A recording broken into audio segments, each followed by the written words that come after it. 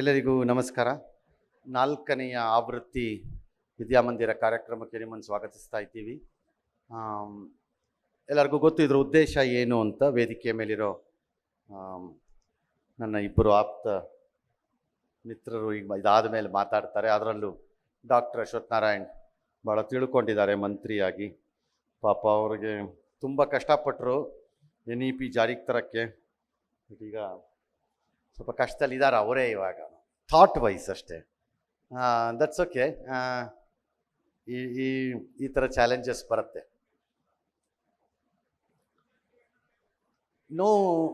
ಇದು ಯಾವುದೇ ಒಂದು ಕೋರ್ಸು ಸೆಲೆಕ್ಟ್ ಮಾಡೋದು ದೊಡ್ಡದಲ್ಲ, ಬಟ್ ಅದನ್ನು ಓದೋದು ಭಾಳ important.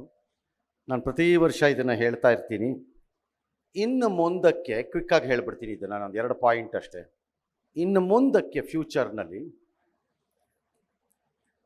the way certain things are developing in the world geopolitics nalli, it is bound to affect the education sector. There is no way geopolitical changes that are likely to happen will not affect the education. It will affect the education unless more saner people will come and stability re-establish ಆಗೋದಾದರೆ probably ಆಗದೇ ಇರಬಹುದು. But otherwise education sector, more particularly higher education sector, will be affected. It could be in the form of entry barriers into other areas ಇರ್ಬೋದು, other country ಇರ್ಬೋದು, universities ಇರ್ಬೋದು, teaching faculties ಇರ್ಬೋದು, anything ಇರ್ಬೋದು. But ಇದು India ಅಂತ ದೇಶಕ್ಕೆ a tremendous challenge and also a chance to upgrade themselves. A tremendous challenge and also to upgrade their own ಪರ್ಫಾರ್ಮೆನ್ಸಸ್ಸನ್ನು, particularly higher education. There are hundreds of universities or dozens of universities which are now under pressure in say United States, for example.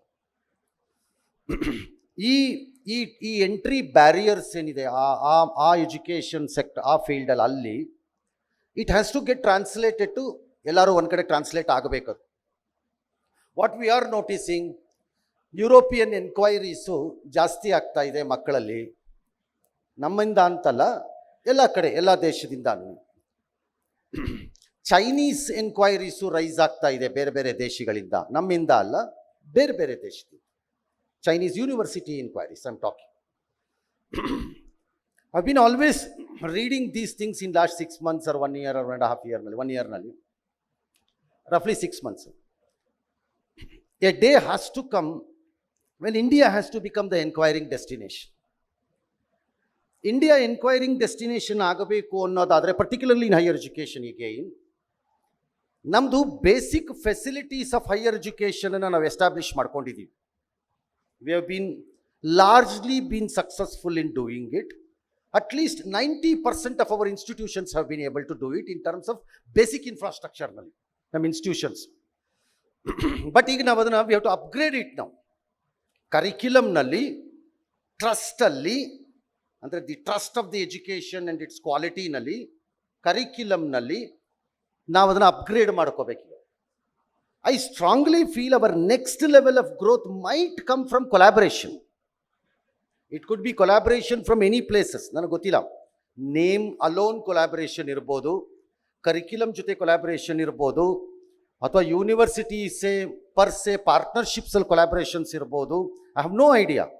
But I think we'll have to upgrade ourselves into a next level at a global scale, and India deserves that global scale of educational institution.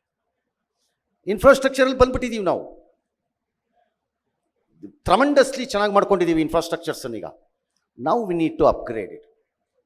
That day we have to hope for. ನಾವೀಗ 30 ವರ್ಷದ ಹಿಂದೆ, if somebody had asked me a question, will any day India will be undergraduate levelನಲ್ಲಿ, graduate levelನಲ್ಲಿ, say engineering, it could be say even medical, are we going to reach a situation like this ಅಂದಿದ್ರೆ no ಅಂತಿದ್ವಿ. Just imagine our journey in last 25 years in graduation, undergraduation and graduate section ಇದರಲ್ಲಿ ಎಷ್ಟು brilliant journey ಆಗಿದೆ ನಮ್ಮದು. Now we have to go for the next journey. ಇದರಲ್ಲಿ I have one more. Of course, Ashwath Narayan is here. He is empowered. He can probably take some thoughts to people who are going to take decisions ಅಂತ ಅನ್ಸತ್ತೆ.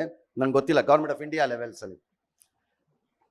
There is a problem in India thought process, government thought process ಅಲ್ಲಿ. ದುಡ್ಡು ಹಾಕಬೇಕು ಅಂತಿದ್ರೆ ದುಡ್ಡನ್ನ ಸರ್ಕಾರದ government ಇನ್ಸ್ಟಿಟ್ಯೂಷನ್ಸ್ಗೆ ಹಾಕಬೇಕು government ಅಂತ ಮಾಡ್ಕೊಂಡಿದ್ದಾರೆ, which is atrociously wrong. Government should start investing in private institutions. Unless government starts investing in private institutions, pulling private institutions into a competition, and that competition shall upgrade our entire education processes now, along with the corporate sector should be pulled into private sector. ಅಂದರೆ private ಇನ್ಸ್ಟಿಟ್ಯೂಷನ್ಸನ್ನು ಇನ್ನು ಮುಂದಕ್ಕೆ ಅವ್ರು ಇರೋದೇ ಕಾಸು ಮಾಡ್ಕೊಳ್ಳೋಕ್ಕೆ, ಅವ್ರಿರೋದೇ ದುಡ್ಡು ಹೊಡಿಯೋಕ್ಕೆ, ಅವ್ರಿರೋದೇ ಇನ್ನೇನೋ ಮಾಡಿಬಿಡೋಕ್ಕೆ, ಅವ್ರಂತರ ಡಕಾಯಿತರು. ಈ thought process are all gone. ಇದು it should go, and that go ಎಲ್ಲಾಗಬೇಕು ಅಂದರೆ ಗೌರ್ಮೆಂಟಲ್ಲೇ ಆಗಬೇಕು. ನನ್ನ ಪ್ರಕಾರ 90% of the brilliant world institutions are financed by the private sector, not necessarily a government sector. Of course there is a government sector. ಅದರ ಪರಿಣಾಮ ಏನು ಅಂತ ಇವತ್ತು universities are facing it. That's okay.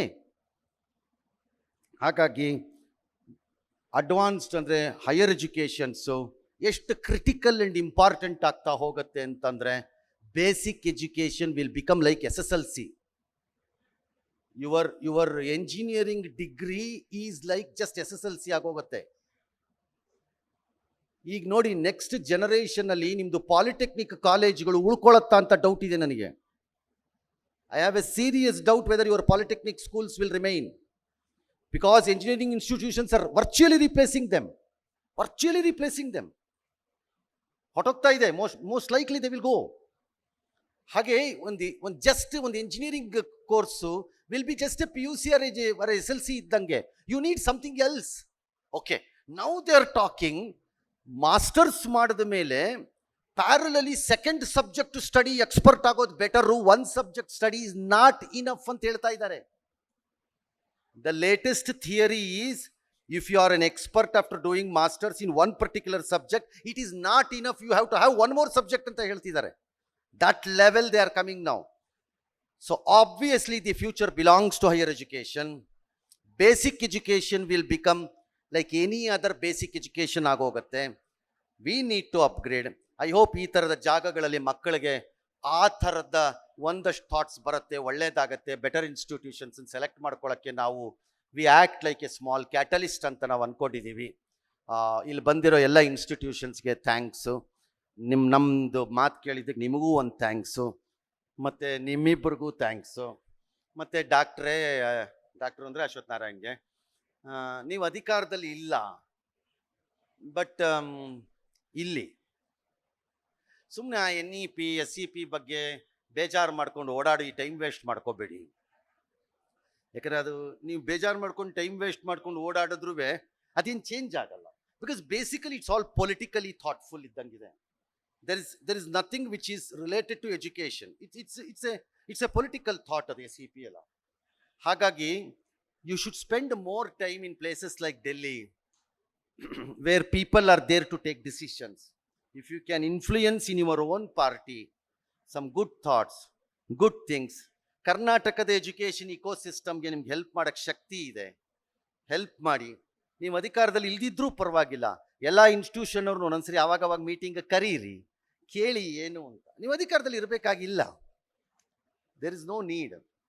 Government of ಇಂಡಿಯಾಲಿ ಇದೀರಿ, ಅಧಿಕಾರದಲ್ಲಿ ಮಾಡ್ಬೋದು ಮನಸ್ಸು ಮಾಡಿದ್ರೆ. ಈ ಥರ ಕಾರ್ಯಕ್ರಮ ಕರೆಸಿ ಆವಾಗವಾಗ ಹೇಳ್ತಾ ಇದ್ದರೆ ಏನಾದ್ರು ಒಂಚೂರು ತಲೆ ಒಳಗೆ ಹೋಗುತ್ತೇನೋ ಅಂತ ಆಸೆ. ಹೋದರೆ ಸಂತೋಷ, ಹೋಗದಿದ್ದರೆ ಒಂದು 1 hour waste. It's all right. Thank you ಡಾಕ್ಟ್ರೇ, ಥ್ಯಾಂಕ್ ಯು ಮೇಡಮ್, ನಿಮಗೂ ಎಲ್ಲರಿಗೂ ಥ್ಯಾಂಕ್ ಯು. ಎಲ್ಲ ಮಕ್ಕಳಿಗೂ ಒಳ್ಳೆಯದಾಗಲಿ. God bless all of you.